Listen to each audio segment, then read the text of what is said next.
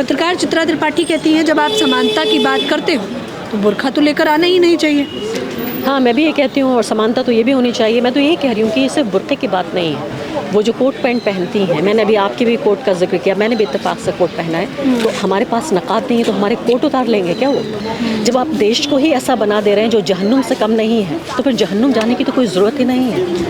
दुनिया के सबसे बड़े लोकतंत्र से आए हैं। अब भारत की पहचान एक ऐसे देश के तौर पे बन गई है, एक ऐसा देश जहाँ महिलाओं के नकाब नोचे जाते हैं। अगर मैंने कोट पैंट पहना है तो आप मेरा कोट उतार दीजिए, बिल्कुल इस तरह से। ये सिर्फ सर से खींची हुई कोई चीज़ नहीं है, ये उनके जिस्म का हिस्सा है, उनके लिबास का हिस्सा है, उनके वस्त्र का हिस्सा है। लेकिन जो महिलाएं हिजाब पहनती हैं, मैंने उनसे बातचीत की है और वो ये कहती हैं कि हमारे लिबास का, हमारे वस्त्र का एक हिस्सा है। उस वायरल वीडियो पर आपकी क्या प्रतिक्रिया रही? देखिए, मुझे लगता है अभी तक लगता था कि इस देश की जो लोकतांत्रिक आत्मा है वो मर चुकी है, लेकिन अब लग रहा है कि इस देश का जो ज़मीर है वो भी मर रहा है। एक महिला की मैं कहूँगी इज़्ज़त, और मैं इसलिए कह रही हूँ कि हिजाब, देखिए हिजाब कोई अलग से लाई हुई चीज़ नहीं है। जो महिलाएं हिजाब पहनती हैं, मैं नहीं पहनती, लेकिन जो महिलाएं हिजाब पहनती हैं, मैंने उनसे बातचीत की है और वो ये कहती हैं कि हमारे लिबास का, हमारे वस्त्र का एक हिस्सा है ये।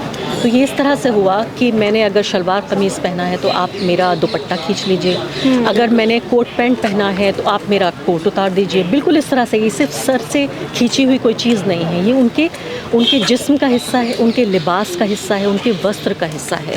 अगर इतने बड़े प्लेटफॉर्म से आप सोचिए कि एक इतने बड़े प्रदेश का मुख्यमंत्री, और मैं उनके लिए बुरी राय नहीं रखती हूँ, नीतीश कुमार को मैं सिर्फ उस दिन के लिए नहीं आंकना चाहती हूँ, बल्कि उनकी 40-50 साल की जो पॉलिटिक्स रही है, मैं तो कहती हूँ मैं उन्हें ये एक तरह से बेनिफिट ऑफ डाउट देना चाहती हूँ कि उन्होंने बुरी नीयत से ऐसा नहीं किया। वो वाकई चाहते थे कि उस लड़की का, डॉक्टर का चेहरा दिख जाए।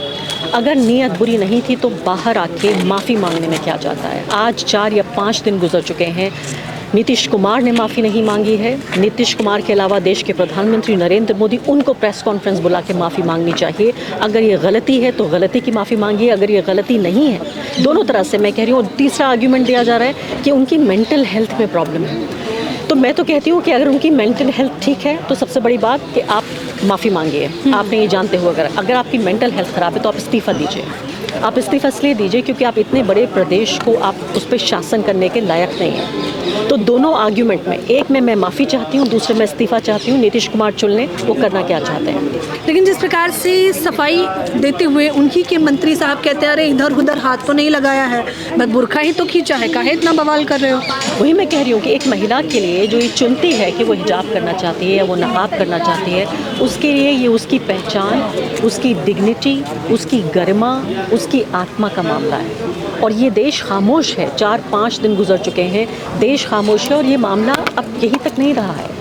प्रधानमंत्री नरेंद्र मोदी अरब देशों के दौरे पे गए, वो जॉर्डन गए, ओमान गए, और मैं सोच रही थी कि प्रधानमंत्री को अब ये नहीं माना जाएगा कि 140 करोड़ लोगों के देश से आए हैं, दुनिया के सबसे बड़े लोकतंत्र से आए हैं। अब भारत की पहचान एक ऐसे देश के तौर पे बन गई है, एक ऐसा देश जहाँ महिलाओं के नकाब नोचे जाते हैं। तो जब उनको इंट्रोड्यूस किया जाएगा तो क्या ये इंट्रोड्यूस किया जाएगा कि ये रहे प्रधानमंत्री नरेंद्र मोदी वहाँ उस देश से आए हैं जिस देश में महिलाओं का नकाब नोचा जाता है? क्या हमारी ये पहचान है?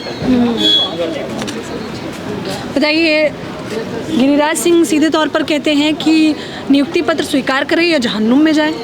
हाँ, जहन्नुम में तो जाने का वक्त आ ही गया है, लेकिन इस देश को भी जैसे हालात यहाँ बनाए जा रहे हैं, जहन्नुम भी एक तसव्वुर ही तो है, एक इमेजिनेशन है कि एक ऐसी जगह जहाँ सब कुछ बहुत बदतरीन है, बहुत ख़राब है और बहुत जुल्म और ज़्यादती हो रही है। जब आप देश को ही ऐसा बना दे रहे हैं जो जहन्नुम से कम नहीं है, तो फिर जहन्नुम जाने की तो कोई ज़रूरत ही नहीं है।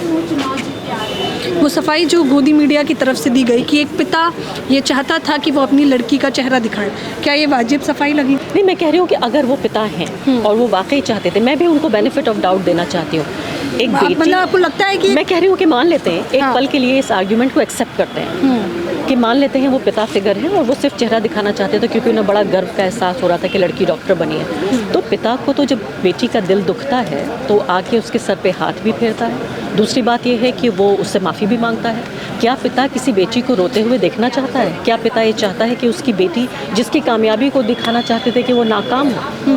और दूसरी महत्वपूर्ण बात है कि मुझे इस बात से समस्या है कि किसी भी इज़्ज़तदार, डिग्निफाइड, प्रोफेशनल लड़की को सिर्फ बेटी बनाकर रिड्यूस कर दिया जाए।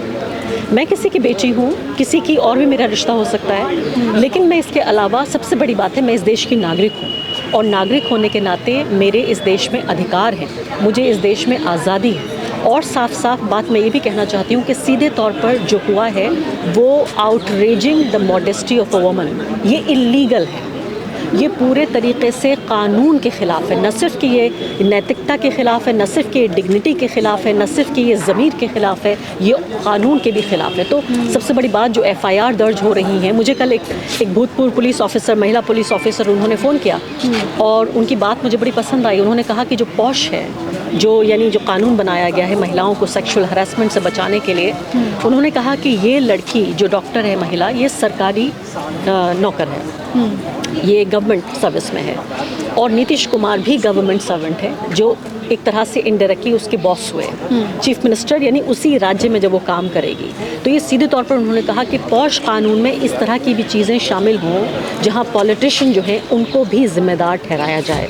मुझे लगा कि ये उन्होंने बहुत हट के ये बात कही है। लेकिन मैं आपको आखिर में यही कहना चाहती हूँ कि बेहद दुख और बेहद तकलीफ़ की बात है कि ये देश बर्दाश्त कर रहा है एक मुस्लिम महिला का अपमान, पूरे 20-22 करोड़ लोगों का अपमान इसलिए बर्दाश्त कर रहा है कि ये महिला मुस्लिम है और आज उस समुदाय पे जुल्म हो रहा है जो समुदाय हाशिए पर है। अगर यही जुल्म, यही ज़्यादती, यही बेइज्जती अगर बहुसंख्यक समुदाय में किसी के साथ हो रही होती महिला के, तो क्या इस देश में यही शांति होती?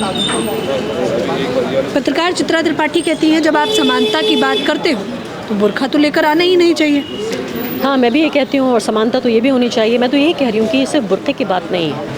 वो जो कोट पैंट पहनती हैं, मैंने अभी आपके भी कोट का जिक्र किया, मैंने भी इत्तेफाक से कोट पहना है, तो हमारे पास नकाब नहीं है तो हमारे कोट उतार लेंगे क्या? वो बात ये नहीं है कि क्या उतारा जा रहा है, कि क्या रिलीजियस सिंबल है। इस देश में अभी भी देश का संविधान ये कहता है कि हमें 100% रिलीजियस फ्रीडम है। देश का कोई कानून ऐसा नहीं है जो महिला डॉक्टर जिसके साथ ये बदसलूकी की गई उससे ये कहे कि तुम नकाब हटाओ और फिर हम तुम्हें स्वीकार करेंगे। नुसरत परवीन का ये कहना कि अब मैं नहीं कर सकती, मैं मेडिकल ज्वाइन नहीं करना चाहती, मैं अपने भाई के साथ कलकत्ता रहना चाहती हूँ, उसको कैसे देख रहे हैं? हालांकि ये जाहिर तौर पर हम लोगों के लिए संवेदनशील मामला है, जब नुसरत ने ये डिसाइड किया कि उसे अब कलकत्ता जाके रहना है। तो मैं उनसे गुजारिश करना चाहती हूँ कि जो उनके साथ हुआ वो एक व्यक्ति के ज़रिए हुआ और कुछ लोग हो सकता है उसके समर्थन में हो, लेकिन मैं नुसरत को ये यकीन दिलाना चाहती हूँ कि आज भी इस देश में करोड़ों लोग ऐसे हैं जो उनके साथ हैं और वो करोड़ों लोग जिन्हों उनकी इज़्ज़त में अपनी इज़्ज़त समझते हैं, वो करोड़ों लोग हो सकता है कैमरे पे ना हो, सोशल मीडिया पे ना हो, लेकिन वो अकेली नहीं है। अच्छा, विपक्ष की मीडिया को इसलिए भी घेरा जा रहा है कि ये लोग बुर्के का तो समर्थन करते हैं, लेकिन जब अशोक गहलोत ने एक महिला के सर से घूंघट हटाया था तब तो विवाद नहीं हुआ। नहीं, विवाद तभी होना चाहिए, किसी को भी हक नहीं है, किसी को भी मेरा जो प्राइवेट स्पेस है, देखिए जो आज़ादी है, फ्रीडम है, उसकी जो बेसिक डेफिनेशन है पॉलिटिकल साइंस में वो क्या है कि आपकी आज़ादी वहाँ ख़त्म होती है जहाँ से मेरी नाक शुरू होती है। यहाँ तो पूरा चेहरे पे हाथ लगा के और जिस अजीब तरीके से उन्होंने वो नकाब हटाया, तो ये तो कानून की भी डेफिनेशन, पॉलिटिकल साइंस के हम और आप कम से कम विद्यार्थी हैं पॉलिटिकल साइंस के, हम राजनीतिक विज्ञान पढ़ते हैं कि मेरी आज़ादी, मैं बहुत आज़ाद हूँ, लेकिन मेरी आज़ादी यहाँ ख़त्म होती है जहाँ से आपकी नाक शुरू होती है। तो ये तो उसी पूरी हर तरह की परिभाषा के ख़िलाफ़ है। तो मैं ये नहीं कह रही हूँ कि घूंघट हटा दिया जाए, नकाब ना हटाया जाए, न किसी का घूंघट हटाइए, न किसी का नकाब उतारिए, न किसी का कोट उतारिए, न किसी की इज़्ज़त उतारिए। पर इसको मैम, जब से विदेशी मीडिया ने ये मुद्दा उठाया है, इसको लेकर ये कहा जा रहा है कि नीतीश कुमार ने एक ज़माना गुजार दिया, मुसलमानों के हितों में फ़ैसले लेने में कोई दोहराए नहीं रखी उन्होंने, लेकिन अब एक ज़रा से मुद्दे पर छवि धूमिल करने के लिए विदेशी मीडिया ने उठा दिया और मुसलमानों ने ये अपना नुकसान किया, इस तरह से दिखाने की कोशिश की जाए। मैं आपकी बात मान लेती हूँ और मैंने कहा कि उनके 40-50 साल का जो राजनीतिक करियर है देखा जाएगा। नीतीश कुमार कोई बहुत हॉरिबली कम्युनल आदमी नहीं है कि भयंकर सांप्रदायिक आदमी है। मैं कह रही हूँ उनसे गलती हुई है, अगर तो गलती की माफ़ी मांगिए, और अगर आपकी दिमागी सेहत ठीक नहीं है तो इस्तीफ़ा दे दीजिए। दो ऑप्शन है सिर्फ नीतीश कुमार के पास, तीसरा ऑप्शन नहीं है, या तो माफ़ीनामा लाइए या इस्तीफ़ा दे दीजिए।